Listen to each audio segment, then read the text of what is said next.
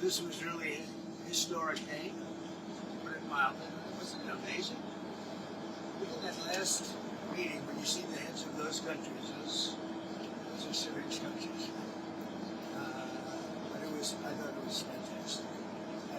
And seeing the so-called hostages, because kids come back home the way their parents just went crazy. Your father would not be that way with you. He'd be okay, but he wouldn't be like that. I would get a hug. A hug. A minor hug, okay. I'm okay. That's good. No, he wouldn't. I'm okay. So, how you doing? Everybody okay? Very good? How are you feeling? I feel good. I mean, it's a long day, right? It's a long day, and we did a couple of big ones. That first one was getting great reviews. There's a lot of meat in there. They're dissecting it and just playing it all night long. It's been very good. I think it's a very important day. Because nobody thought this was possible. And the press has been very respectful for a change. It doesn't happen often. Go ahead, Peter. Let's go. What does it tell you about the world that it seems like you got a much better reception in Israel than you would get in like New York City right now? I think I get a great reception in New York City. I'm not saying that you don't, but it was on another level today. Well, yeah, you're right. It was incredible. But I went to the Bronx, and we had 31,000 people in a park in the Bronx in New York City during the campaign. 31,000, you remember that? And it was the friendliest crowd you've ever seen. And very diverse, but it was really New York is good. It's good. New York City, bad example, but it was. I don't know if you can Are see. you admitting you made a mistake? I don't believe it. This is breaking news. No, First rule of politics: never admit a mistake. Never. But it was in the motorcade. I don't know if you can see. There were people hanging out of every apartment balcony inside the Knesset. It's okay. So I've heard, like they said, if you did Russia or if you did, lots of different combinations, they say the Middle East blows it away. And I said, well, I'm like experts.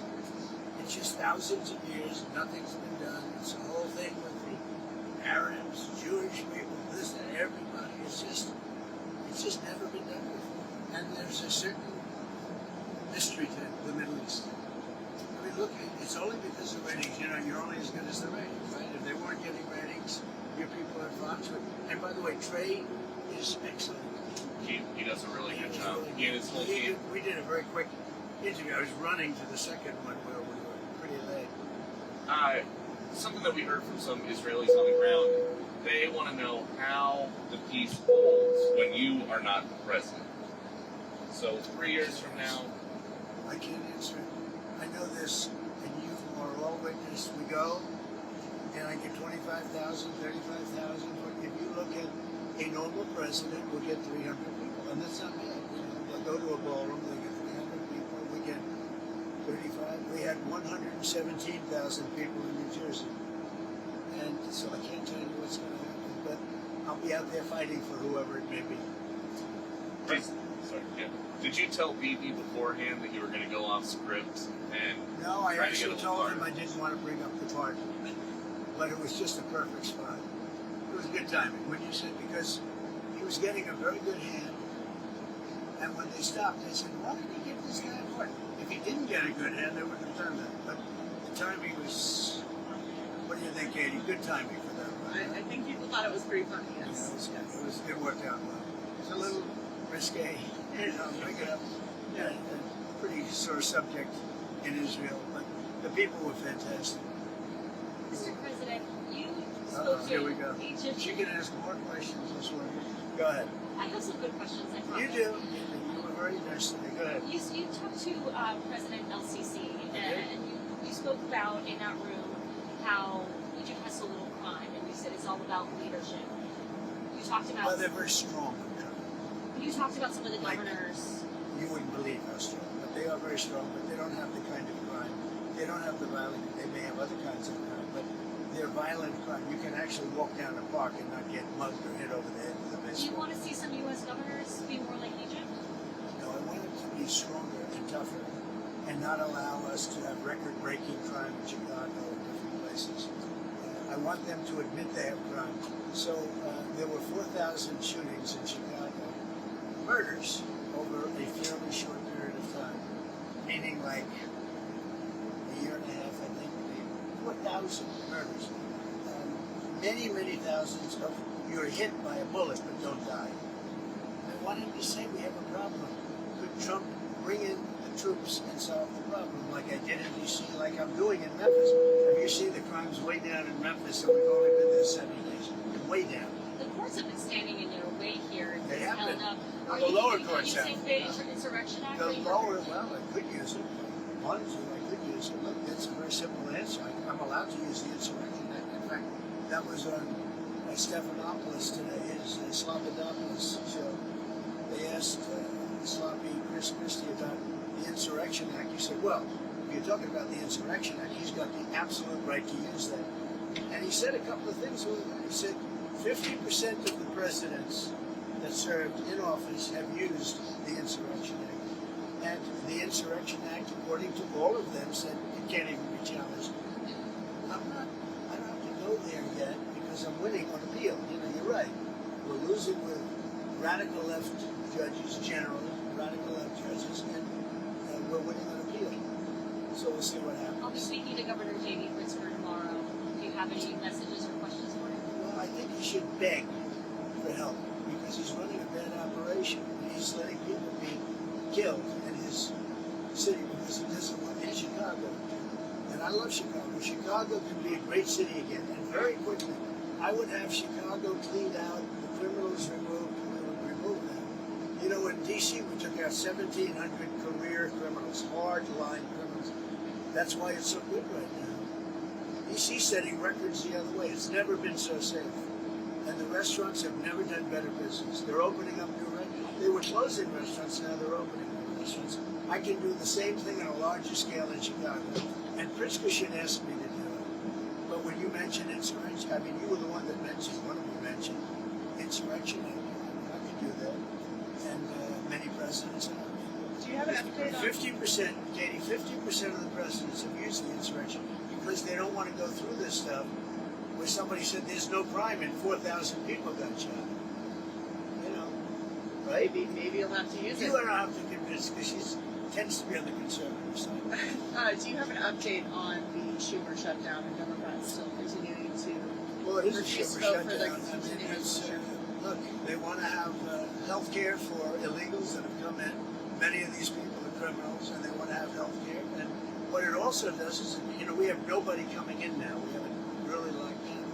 If they start winning cases like this, we're going to have a rush on our border because they're going to come up for health care and the other things that they give away. Look at this, education, health care, gives everything away. People come up for that. People come from other countries for that. So we can't have it. We can't have that. We have people coming into our country, but they're coming in legally.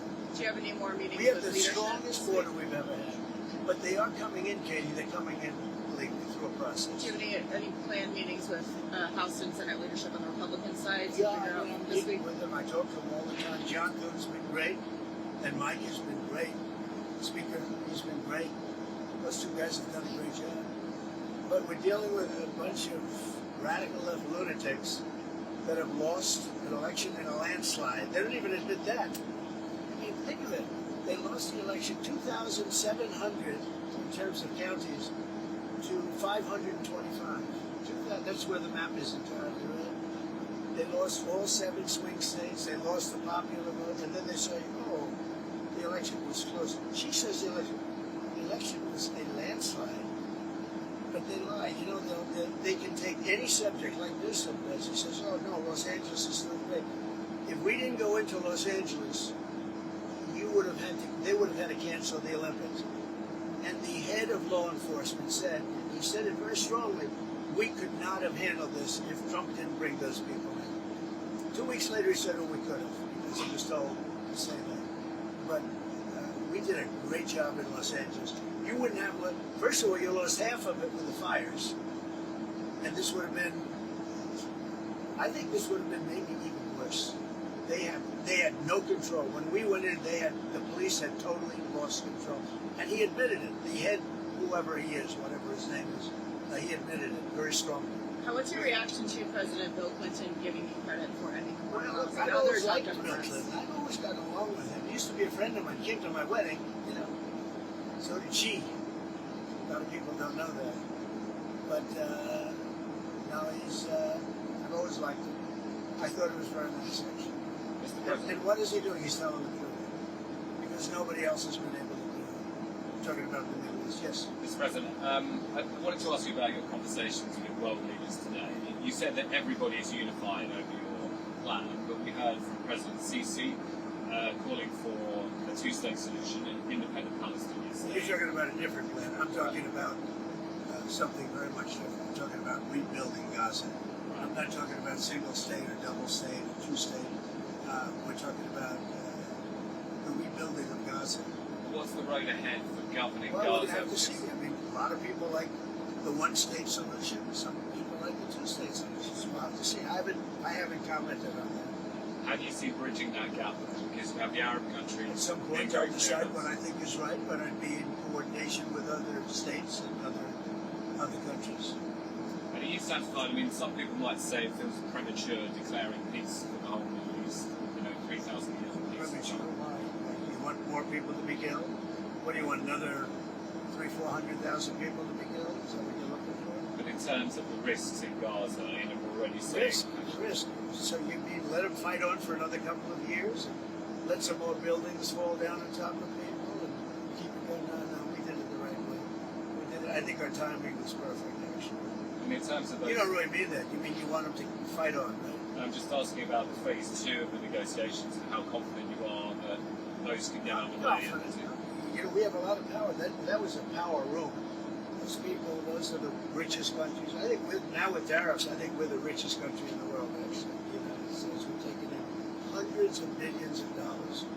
But those are, really seriously rich countries, and they can handle it. Some of those players, and particularly Erdogan, they also help in the war between Russia and Ukraine. Yeah, Erdogan can. He's respected by Russia. Ukraine, I can't tell you about, but he is respected by Putin. And he's a friend of mine, you can see. Why? I get along with the tough ones.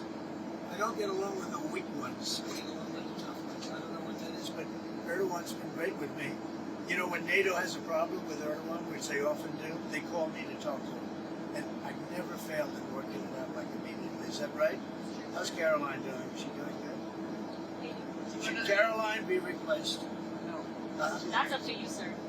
It'll never happen. Nobody wants to say I say she does a great job. Do you want to elaborate on the And those lips, they move like a machine gun, right? Do you want to elaborate on the countries you consider weak?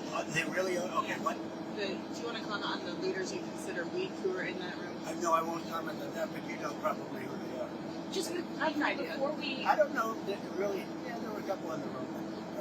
You wanna name their countries? Overall, I thought that was an amazing group of people.